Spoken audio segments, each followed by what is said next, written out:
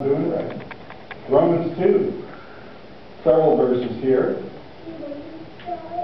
Because of your stubbornness and unrepentant hearts, you are storing up wrath for yourself in the day of wrath and revelation. The day of wrath is a day of wrath because it's a day of revelation. What's being revealed?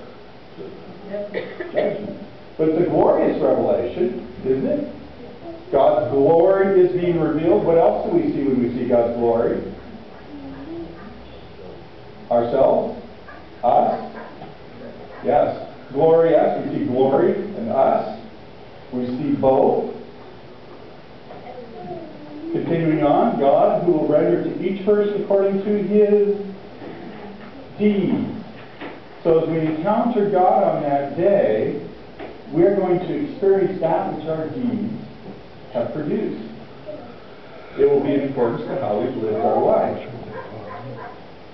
And I think about that, think, well, if that's the case, there's no hope for me. Maybe you're ready to throw up your hands and leave.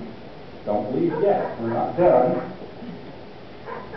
Continuing on, there will be tribulation and distress for every, what's that word? Every soul of man who does evil. Now, notice it's tribulation and stress on every soul of man who does evil.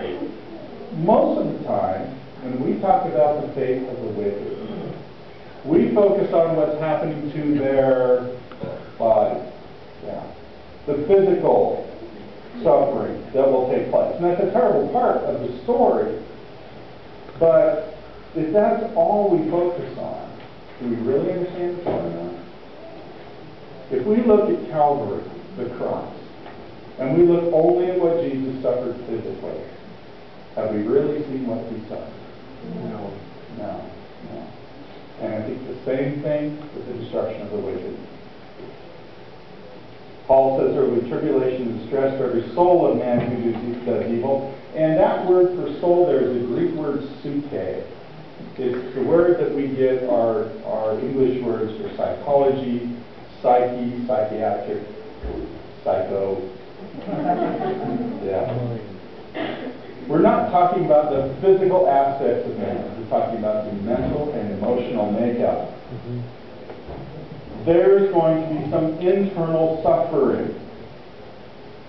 Why? Continuing on. All who have sinned without the law will also perish without the law. So this internal suffering is going to produce external results. What's the result of psychological and emotional torment that they're going to go through? What will it be? Terror, and ultimately death. Ultimately death. Continuing on, they will also perish without the law, in that they show the work of the law written in their hearts, their conscience, bearing witness in their thoughts, alternately accusing or else defending them. Does anyone here have a conscience? Yeah. Well, I wish mine worked better. I wish mine worked better. There's a story that Herb tells that I just love. Anybody here remember their first car? Yeah, I remember my first car. I loved my first car. It was a 1966 Rambler Ambassador. Hey, AMC. Which in the 80s. But I loved it. It was not a car, though. You know, back then I had to weigh it, an important decision. But you know, worst car. Take my money and buy the car. Pacer. Oh, yeah. Calculator. Ugly little thing, isn't it? Same price. I probably should have bought the calculator. AMC came out with some bad cars, but You and me came to cheap. No, it didn't. No, it did not. No, it didn't. Herb was 16 years old. You ever get your calculator? Oh, eventually. Much cheaper by then. Wait long enough. Yes. Herb was 16 years old when he got his first car. And he loved that car.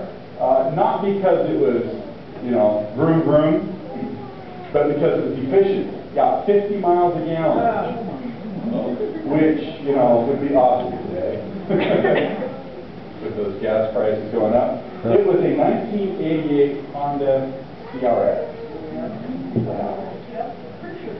Yeah. Yeah. Now, he was fanatical as a teenage boy in keeping this car clean.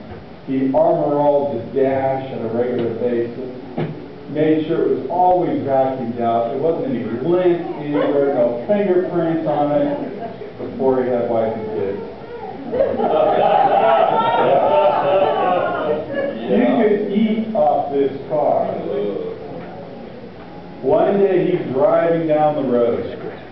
And as he's driving down the road, he looks down into his clean car's floorboard on the passenger side and sees an empty Snickers bar wrapper on the floor. So he left reach for it, probably. And so he reaches over and picks up the Snickers bar wrapper and begins to roll down the window.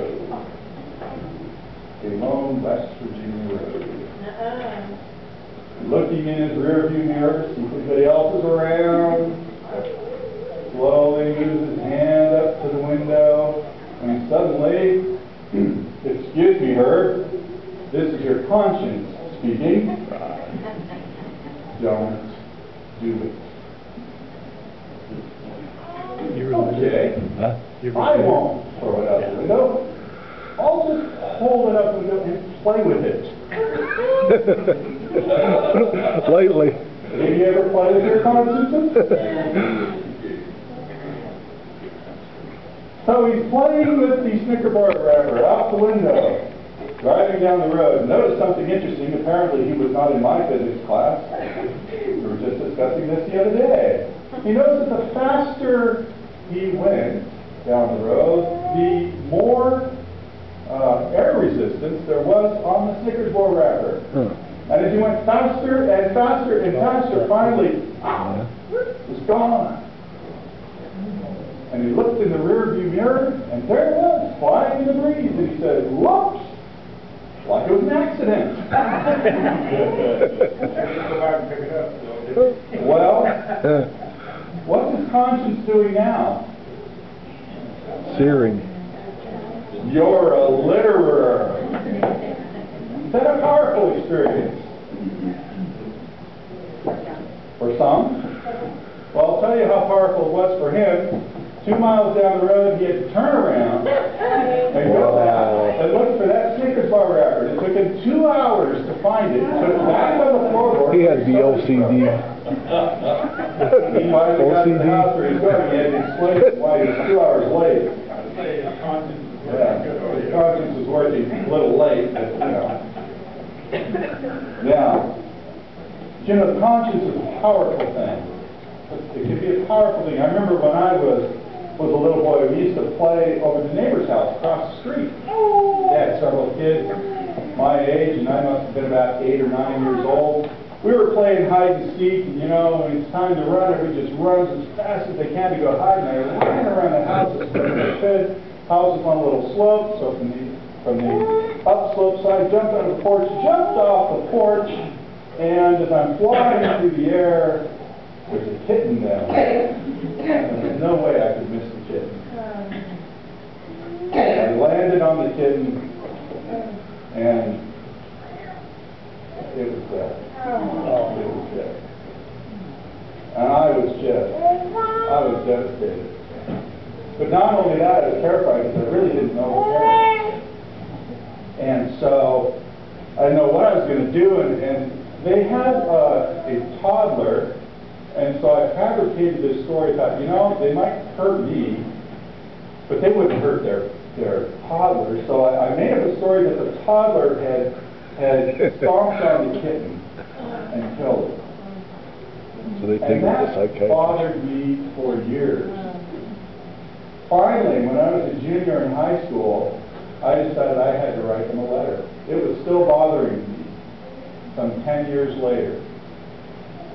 And so I found out where the people lived. They had since moved to the area, wrote them a letter, and they sent a letter back thanking me for my honesty and that they forgave me.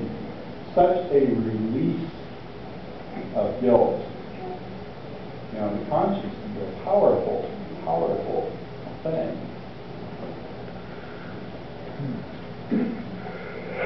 But we've all been there with our consciences, trying to silence the accusing that's going on in our heads. Sometimes, though, the problem is that we take what's going on in our head space, and who do we impose that on?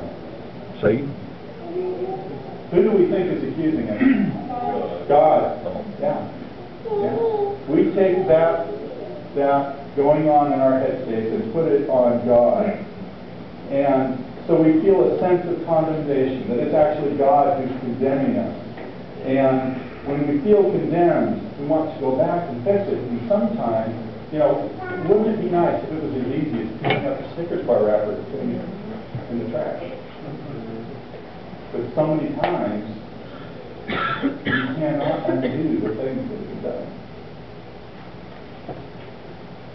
So are we left just to suffer under guilt, weight of guilt and shame?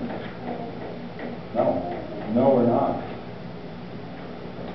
It's not the solution that modern psychology gives to us, but the Bible does give us a solution. Do you remember the woman who was caught in adultery? Okay. Woman's been caught in adultery, brought to Jesus, and think about what's going on in her headspace. What was she feeling when she was brought to Jesus? What do you think? Shame. Shame. Guilt. Guilt. Fear. She's a Jewish lady. In that culture, put that in the mix. What's she feeling? Lost. Condemnation.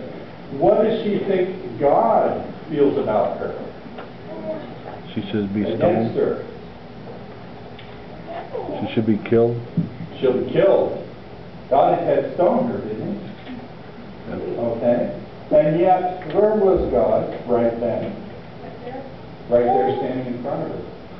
And before he ever told her how to live, what did he tell her? The first thing he said. Say no more. Where are your accusers?